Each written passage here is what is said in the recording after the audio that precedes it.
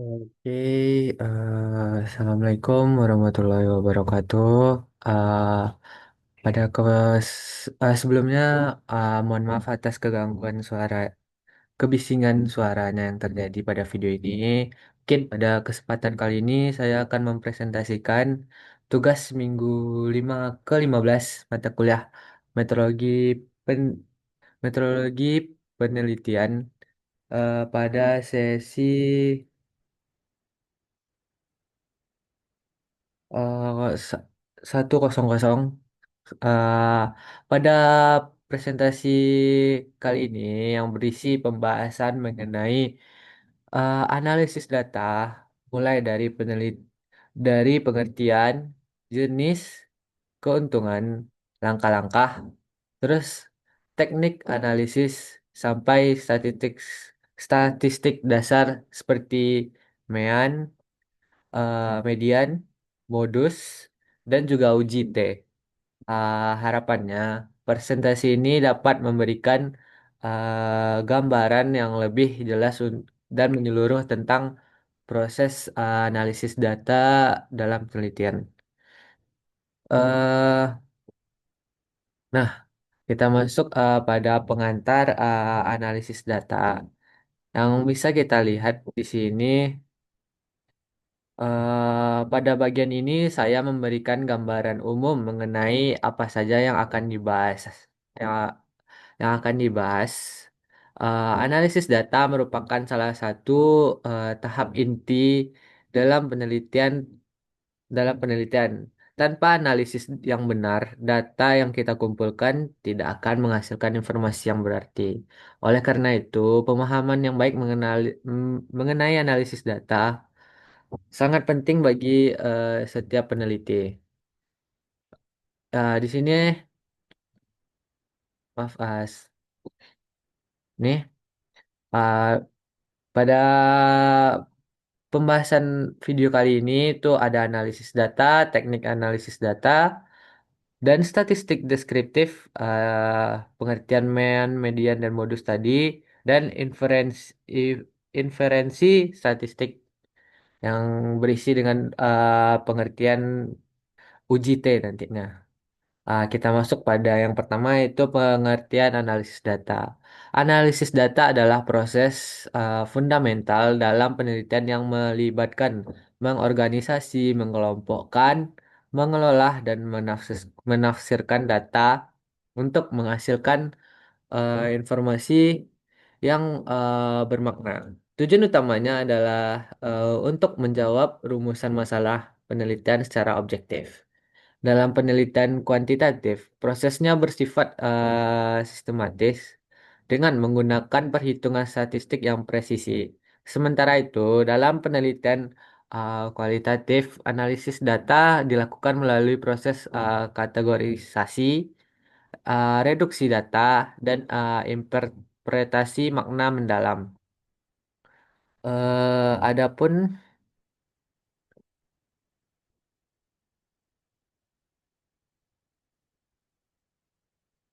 Adapun analisis data adalah proses yang tadi, yang seperti yang saya katakan tadi, itu mengorganisasi, mengkelompokkan, mengelola, dan menafsirkan data untuk menghasilkan yang bermakna. Dengan kata lain, analisis data itu membantu kita menjawab rumusan masalah penelitian dan memperoleh kesimpulan yang objektif. Itu saja dari pengertian analisis data. Kita masuk yang kedua, yaitu jenis analisis data, atau jenis analisis data sama dengan mendekati kebenaran dari berbagai sudut. Adapun di sini itu yang pertama, analisis kuantitatif, analisis kualitatif, dan analisis campuran. Campuran antara kuantitatif dan kualitatif tersebut. Di sini saya dapat menjelaskan terdapat tiga jenis yang sudah saya sebutkan tadi. Yang pertama itu analisis data kuantitatif yang menggunakan angka dan statistik seperti uji T, ANOVA, atau regri, regresi, dan kolerasi.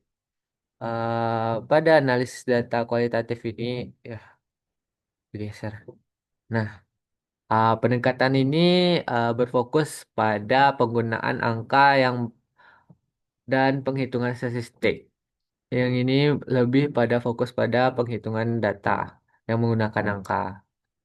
Metode ini sering digunakan meliputi uji T, NOVA, regresi koalisi, dan statistik deskriptif yang menemukan hubungan dan pola dalam data numerik.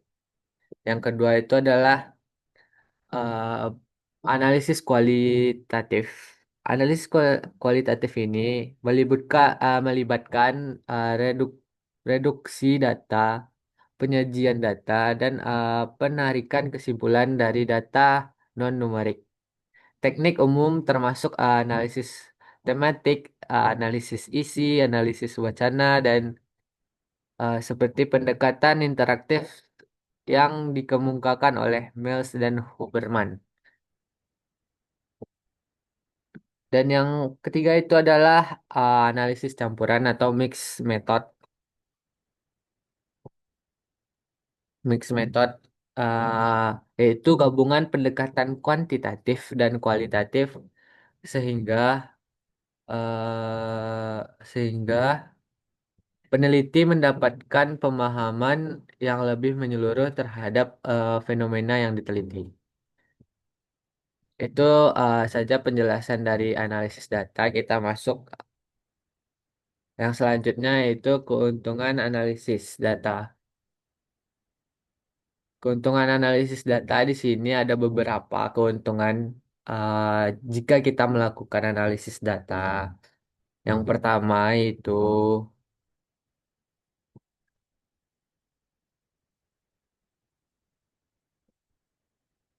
sebelum itu juga saya menjelaskan keuntungan analisis data. Melakukan analisis data yang baik memberikan banyak keuntungan.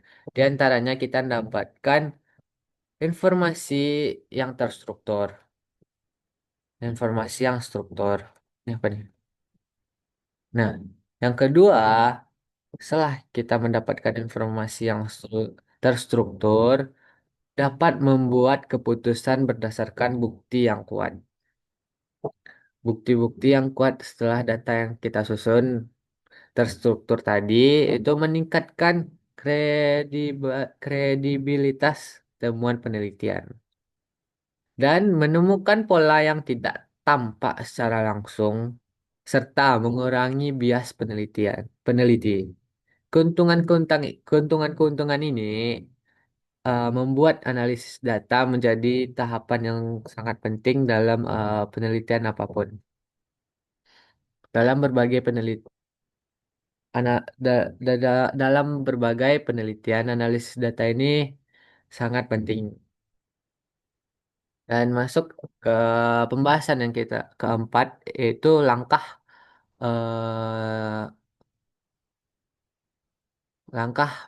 dan prosedur analisis data.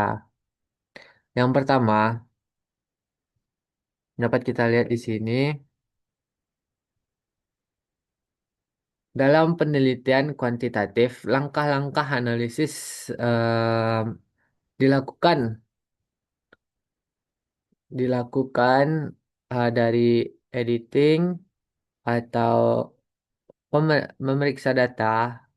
Yang selanjutnya itu ada coding untuk memberi kode. Dan yang selanjutnya adalah tabulating. Kemudian melakukan analisis statistik dan menarik interpretasi. Sementara itu, dalam penelitian kualitatif, prosesnya mencakup reduksi data, penyajian data dalam bentuk narasi atau matriks, kemudian penarikan kesimpulan yang dilakukan secara terus-menerus sampai data dianggap cukup atau jenuh. Dan kita masuk pembahasan selanjutnya. Pembahasan selanjutnya itu teknik analisis data. Pada teknik analisis data berikut itu adalah teknik analisis kuantitatif meliputi statistik deskriptif seperti MEAN, median, modus, standar, deviasi, kemudian uji asumsi seperti normalitas dan homogenitas, serta uji komparatif seperti uji T dan ANOVA. Ada juga analisis hubungan seperti regresi linear dan kolerasi. Untuk analisis kualitatif, teknik yang umum digunakan seperti analisis tematik, analisis isi, analisis wacana, serta grounded teori dengan tahapan open, aksial, dan selective coding. Di sini juga kita membahas kita membahas pengertian dari aduh,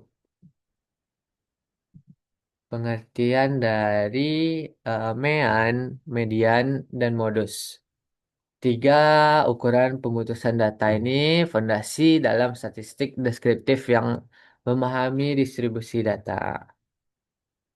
Dapat dijelaskan pengertian mean, median, dan modus adalah ukuran pemutusan data dalam statistik deskriptif. Mean, yang pertama itu adalah mean, adalah rata-rata, namun sangat sensitif terhadap out- outline, outliner. Dan yang kedua itu adalah median, adalah nilai tengah yang tidak terpengaruh oleh outlier sehingga lebih stabil pada data yang tidak simetris. Dan yang ketiga itu adalah modus. Modus adalah nilai yang paling sering muncul dan yang sangat cocok digunakan untuk data kategorik. Dan kita masuk pada pembahasan yang terakhir yaitu pengertian uji T atau t-test. T-test merupakan salah satu teknik analisis statistik inferensial yang digunakan untuk mengukur perbedaan rata-rata antara dua kelompok atau untuk menguji apakah rata-rata suatu sampel berbeda secara signifikan dari nilai tertentu. Jenis uji umum dari uji T adalah independent sample t-test. Membandingkan itu rata-rata dua kelompok yang berbeda dan tidak saling menghubungkan, misalnya seperti kelompok kontrol dan kelompok eksperimen. Dan yang kedua itu adalah Pirate Sample T-Test, membandingkan dua kali pengukuran pada kelompok yang sama, misalnya sebelum dan sesudah intervensi. Dan yang ketiga itu adalah One Sample T-Test, menilai apakah rata-rata sampel berbeda dari nilai populasi yang diketahui atau yang diasumsikan.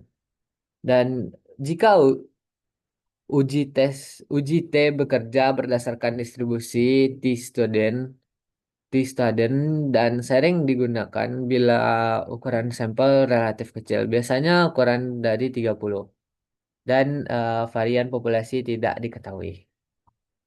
eh Mungkin segitu penjelasan materi minggu kelima dari mata kuliah metodologi penelitian yang dapat saya jelaskan. Mungkin jika ada kata-kata yang salah, saya mohon maaf. Mungkin semoga presentasi ini memberikan pemahaman yang jelas dan komprehensif mengenai berbagai aspek dalam analisis data. Ini itu saja dari saya. Saya tutup. Assalamualaikum warahmatullahi wabarakatuh.